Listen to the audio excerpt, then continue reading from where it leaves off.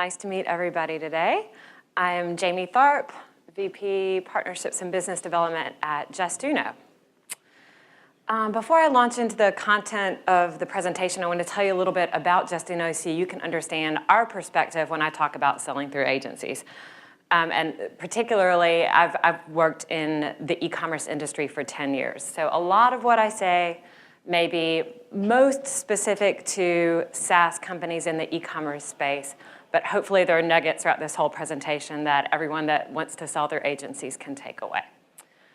Justuno was founded in 2012, and like I said, we're primarily focused on e-commerce, but sometimes, we have use cases that span outside of e-commerce with clients like Forbes or other media clients. We're installed on over 20,000 websites with over 3,400 clients. I'm proud to say that, much like Bronto was, also a bootstrapped, profitable organization, more than 100% revenue growth year over year. I'm based in our Los Angeles office, a whopping office of 2 individuals, myself and a member of our agency team.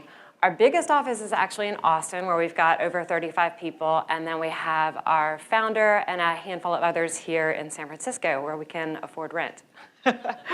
Or where we can afford rent in Austin as opposed to here.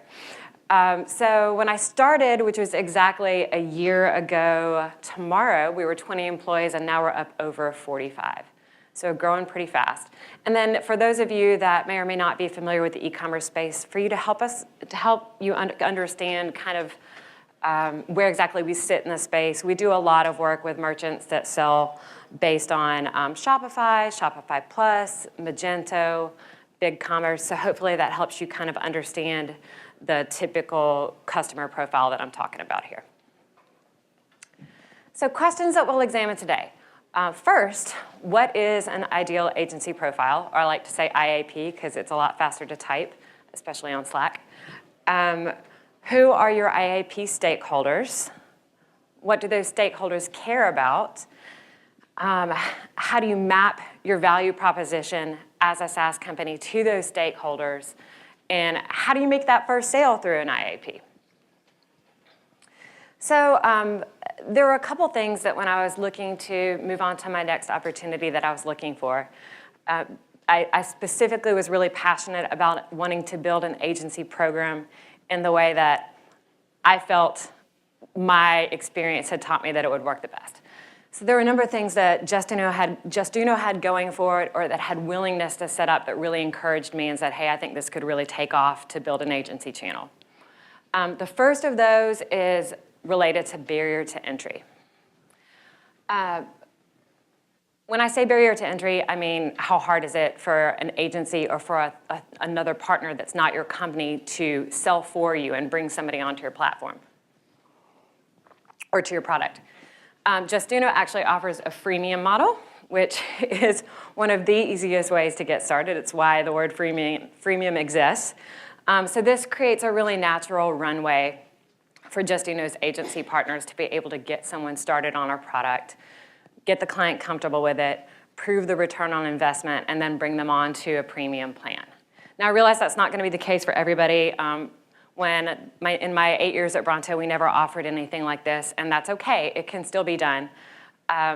What I would recommend as another option is something like offering multiple pricing packages, where at the very least you're creating different packages with different spectrums of functionality that allow you to get people in at maybe even a lower price point, and then expand them into some of your more full-functioned feature set.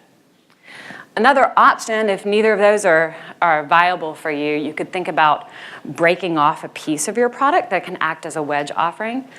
I know one thing I've seen done is, if you're offering a really enterprise solution, maybe there's a part of your product that is a star and could be easily partitioned off from the rest of your software and used as a wedge offering to train agencies on, or to get a client to see your ROI before buying them into the rest of the platform, sort of as a Trojan horse. That's a great option as well. Another thing that agencies love are predictable rate cards. Again, I realize that's not always possible.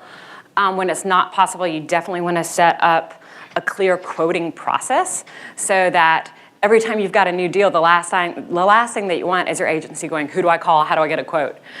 So make sure that you're setting up a clear point of contact, ideally a partner contact or a clear process. They go to their assigned named person. They take X step.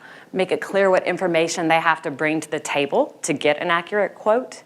And ideally, you're giving that agency partner some sort of range of price that they could at least use as a starting point to do some initial qualification for you. So giving pricing ranges that they could, put in front of the customer before they get a full quote is also really helpful. Agency-friendly setup. This is something that really drew me. This is something that really drew me to Justuno. We are fortunate enough to be able to collect payment via credit card on our website, which is awesome. I know that's not the case for everybody. I know a lot of you probably have more expansive provisioning processes or invoicing processes. At Justuno, we are being able to put in a credit card means that an agency, and we have some really robust agency partnerships that are actually putting in a master agency credit card and charging on behalf of their clients and then rolling that price into the services they're selling their clients. Additionally, we offer agency accounts, which allow for sub-accounts. And the sub-accounts are, putting these sub-accounts in sort of an agency container makes it really easy for an agency to look and see all their clients. They can download consolidated invoices, so when the head of strategy says, what did we bill last month for Justuno? They can look and see really easily everything that they've got in one sheet across all their customers. Just things to think about making life easier for an agency. And finally, sales tools. You want to make sure that you're empowering your agencies to give fully functional demos of your product.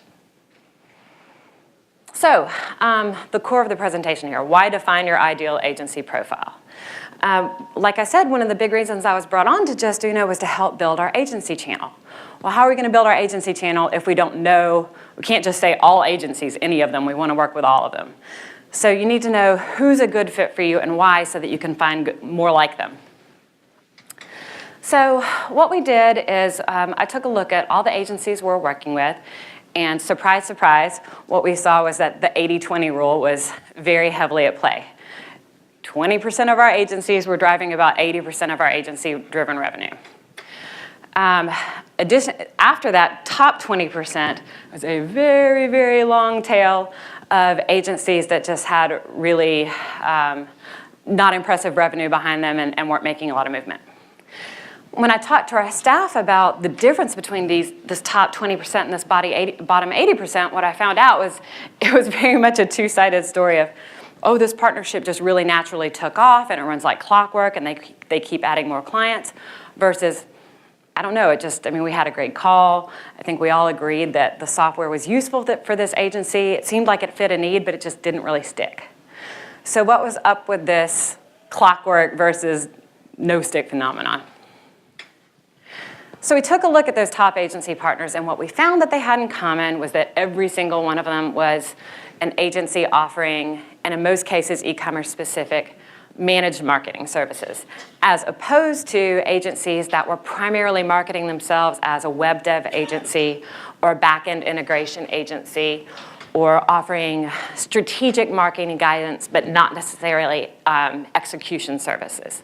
So we were a really great fit with agencies that are literally logging into our software on behalf of their clients and using our software for their clients.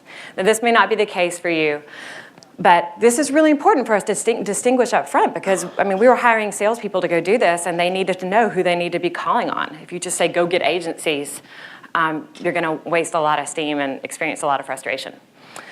So the other thing that we noticed with these managed marketing services agencies is that they all offered a similar set of services. For us, those were managed email marketing services, managed paid search services, managed paid social, CRO or conversion rate optimization, and finally sometimes like a Facebook chat service or even SMS messaging services that they were managing on behalf of their clients. Furthermore, we found that our software, when I interviewed all of these top agencies, and what I found out is that our software was actually, they were going and saying with Justuno, we are increasing the ROI of our services by X, which was what you always want to hear from an agency. So exactly what were they saying, knowing that they're going in and this is the message they're giving. We need to learn what that message is so we can tell other agencies they'd be able to do this. Also, we aligned really well with the agency's client's existing tech stack. So I mentioned that there's a number of e-commerce platforms we typically work with. And if you think of a tech stack as a hierarchy of needs, as the traditional pyramid, obviously you've got, in e-commerce world, you've got e-commerce platform at the bottom, and then what's next? It's going to be things like order management or email marketing software. We were kind of layering in at the top. We were not a must-have in the hierarchy of needs. And we found that price-wise, we were sitting around the 30th or 40th percentile, which is great. To me, what that told me is we're not too underpriced. We're coming in at about the right price point, but with the right ROI story, we're a natural add-on. We're not a no-brainer. We weren't free, and we're definitely not the cheapest, but we're coming in at right about the right place for an agency to be able to show our value and add us in pretty easily. And then finally, the team setup was really important to us. Each of those top agencies had a team of day-to-day executors that were managed by maybe one or two people that acted as like a head of strategy. And what that allowed us to do was have an agency manager that would have a relationship with this primary point of contact that would develop best practices, build enablement tools, come up with a playbook, train that one person. That person can then go disseminate that to their team. And that was great for us because we can manage many through few. So determining your ideal agency profile. First off, what is your best fit? I don't want to assume everybody here has a software similar to ours that rolls into managed marketing services. Maybe that's a referral partnership.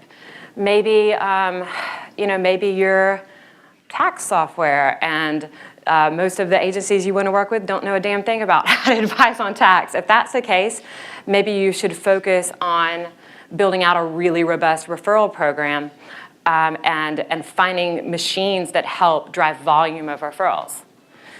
If you're the managed services case, which we were and are, to which services specifically do you map? So know what services they are and learn and train your team to listen for those services to give that value prop back to them of how you increase that ROI.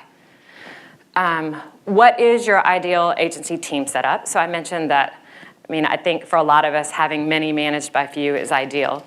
But be thinking about what you do when you don't have that key point person. How do you penetrate a team where there is no, boss of the people that you need to work with?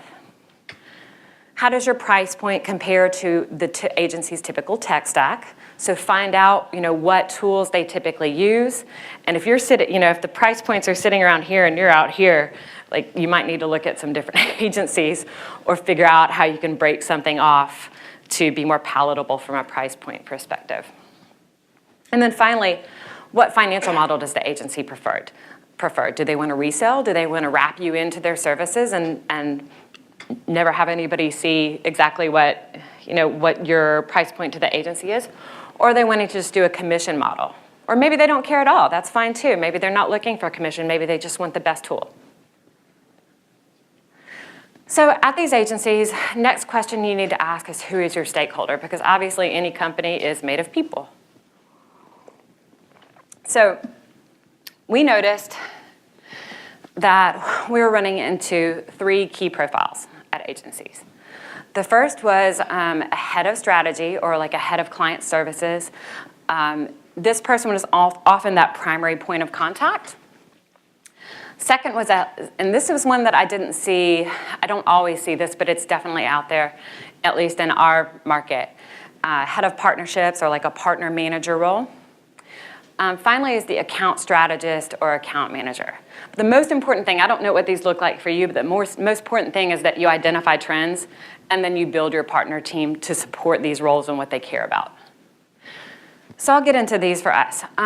So for the head of strategy or the director of client services, this person is often really cautious about kind of curating the right agency stack. So, the last thing somebody that runs an agency, a team of strategists at an agency is to just start working with every single software that comes their way. For those of you that I was just having a conversation over lunch about Slack and trying to follow all the things that happen in Slack when you're out of town.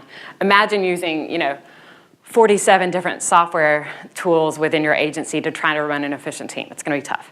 So you need to be conscious of the fact that this person's probably trying to curate a selection of software that they work with. Also, this person is going to be looking to verify the quality of your software. So they're going to care about how good your software is, does it actually work, and what can it do? Are there cool things that it can do that other tools they've seen can't? How does it compare to the 37 other softwares just like yours that they've seen? Additionally, if you can help, and I had a conversation with Steve about this recently, if you can help Steve over at smile.io, if you can help them set up to offer new services, this is huge for them. So how can you kind of build a playbook for them to incorporate your software into the services they're selling? And then finally, that dovetails into this person's likely going to be responsible for client retention and expansion. So if you can map your software into retaining clients and expanding retainers, you're in a good place for them. Next person, this one I really see this more at some of the larger agencies. Honestly, it's probably a lot of the agencies that get approached so much that at some point they have to hire somebody just to kind of gatekeep and manage the amount of inbound interest they receive from people that want to work with them. And a lot of times these agencies have also realized that they have so much inbound interest that there's a revenue opportunity here. So they put somebody in charge of potentially even monetizing their partnerships. So this person is likely going to care about how you help them close business. They are almost certainly going to care about what kind of co-marketing exposure as a software partner you can bring them. And finally, they're going to be asking themselves how you're going to help them hit their goals.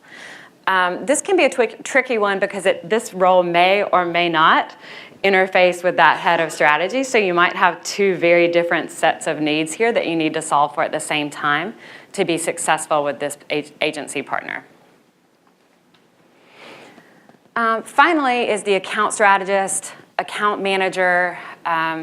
I'm sure there's other names for this role, but this is the in-the-weeds guy or gal. And this is ultimately the person that, in my opinion, you want to get to, and that you want to be this person's. You want this tool to be you want to be an indispensable tool in this person's tool belt. So this person's asking, do I understand this software? Can I meet my client's needs? And what kind of support do you provide? What kind of support? So this is really important for this role. Our company, after analyzing each of these roles, what we decided to do was we put together a pretty unique role. The first is the agency manager, and this maps to the need for support for that in-the-weeds strategist. Our agency managers are a hybrid of support strategists and salespeople, which can make hiring a little tricky. I have found that I have to look for someone who has the attention span and interest to fully learn our software and to be interested in exactly how to develop best practices on our software. And they need to want to teach.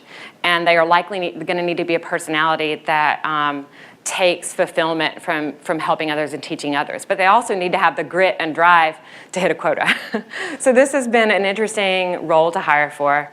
I feel like we're doing it pretty successfully, but it hasn't been easy. Second, to take care of that partner person, we developed co-marketing and programs that programmatically drive leads back to our partners. This has been something that I've found it's easier to spread out through group responsibility rather than individual responsibility by developing programs. Finally, wanted to keep those agency managers. They've got a really complex job, and they are the ones that have the tightest relationships with their agencies. Want to keep them focused on doing exactly that and managing their portfolio of partners. We created an onboarding role that helps to keep those agency managers super focused on developing close, strategic, supportive, consultative relationships with their agencies. This onboarding person does nothing but recruit new agencies, help them get started, help them get up to speed, hand off to an agency manager and do it again. So, question for you. After all this, what is your ideal agency partner sales lifecycle? So for us, what this meant is, okay, we figured out who the key stakeholders are, what they care about, how to map our team to it, how do we avoid the, I guess those of you in the partner world have probably heard a lot of, oh, that was a great call, we had a great call, or that was a great meeting, you know? So I always like to say it's not hard to have a great call or a great meeting in partner world. The question is what action items come out of it, and is it gonna support any of us funding our businesses? So we decided to really closely map the path from first engagement with a brand new partner prospect to first sale. As such, we identified the lead sources that agencies come to us from, and we assigned that onboarding person as a named first contact for potential partners. Then we trained that onboarding person to understand exactly what those stakeholder profiles look like and know how to craft their value proposition to those stakeholders. We definitely want to take care of our partners, and we want to make sure that everyone that is part of evaluating what a good software partner for them looks like is meeting their needs and that we're supporting the whole agency.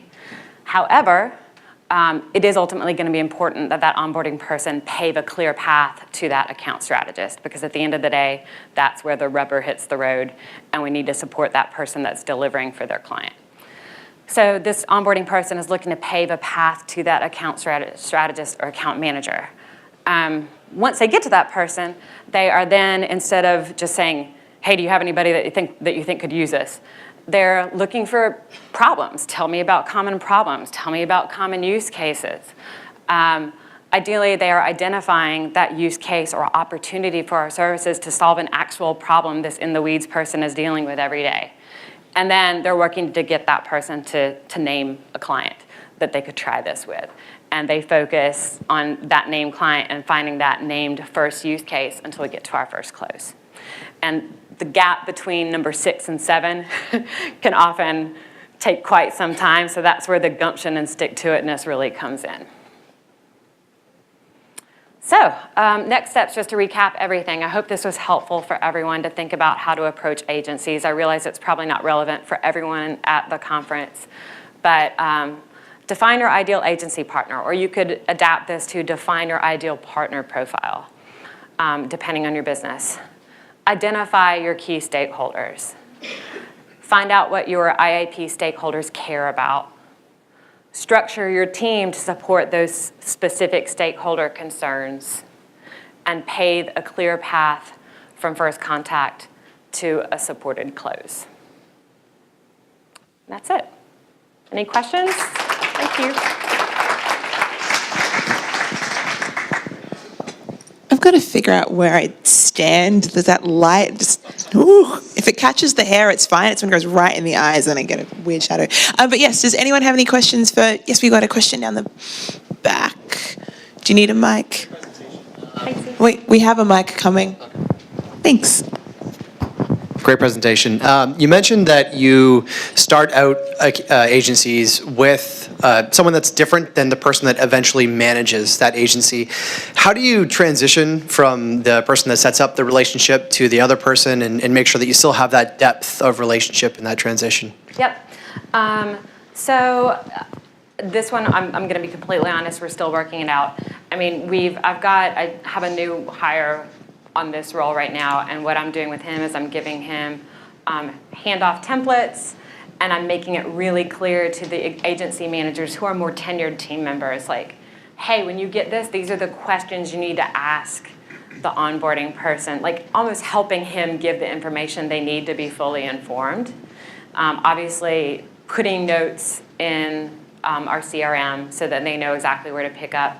And another key thing is, I mean, they've probably said, oh, we have 3 or 4 other clients that could really use you.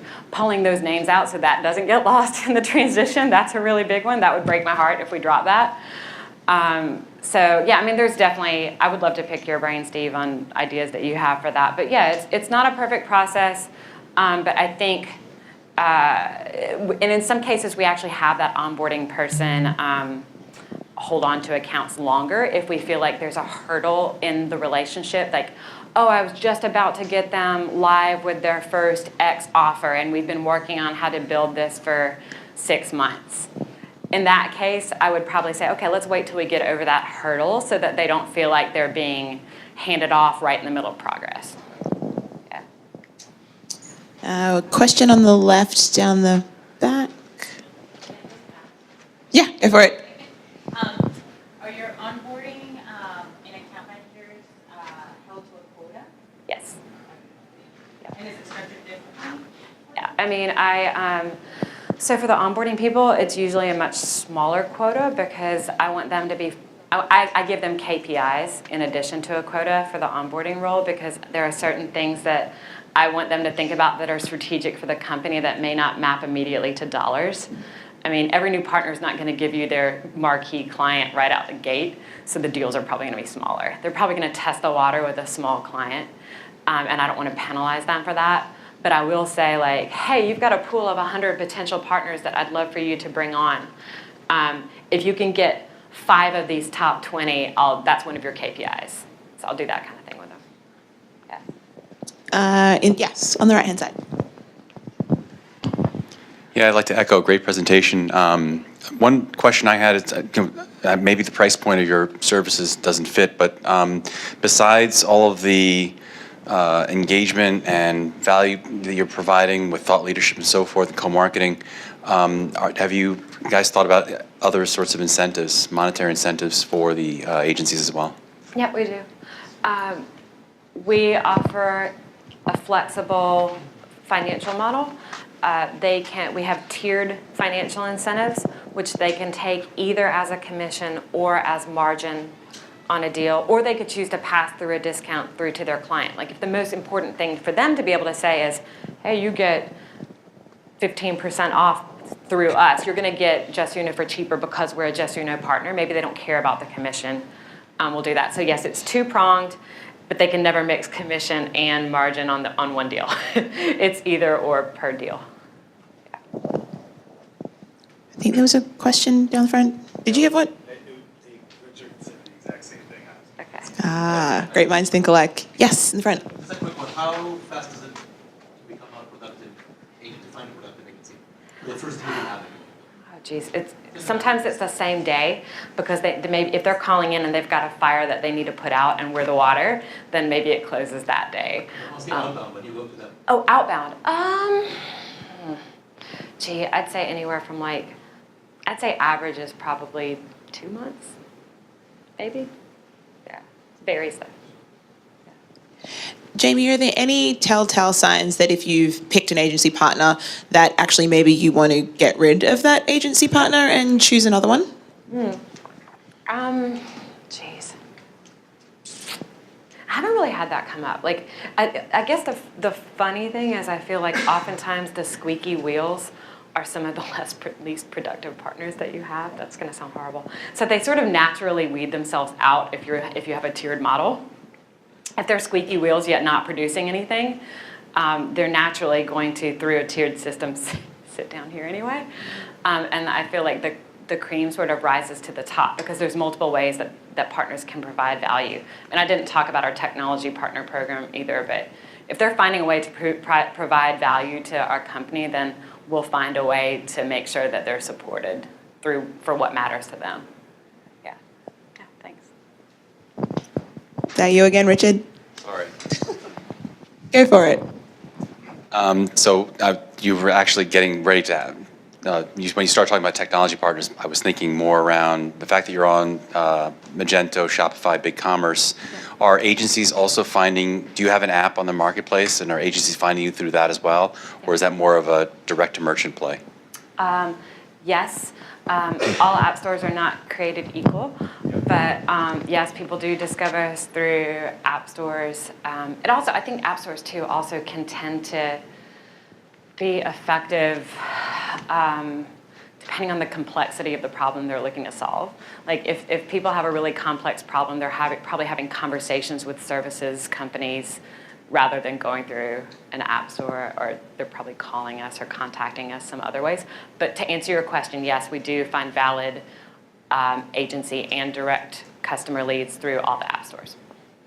I was going to say, if Dan was here, he'd probably say that, yes, app stores are very effective, but however, there is still that active, like, software won't just sell itself just sitting on an app store because we think, build it and they will come.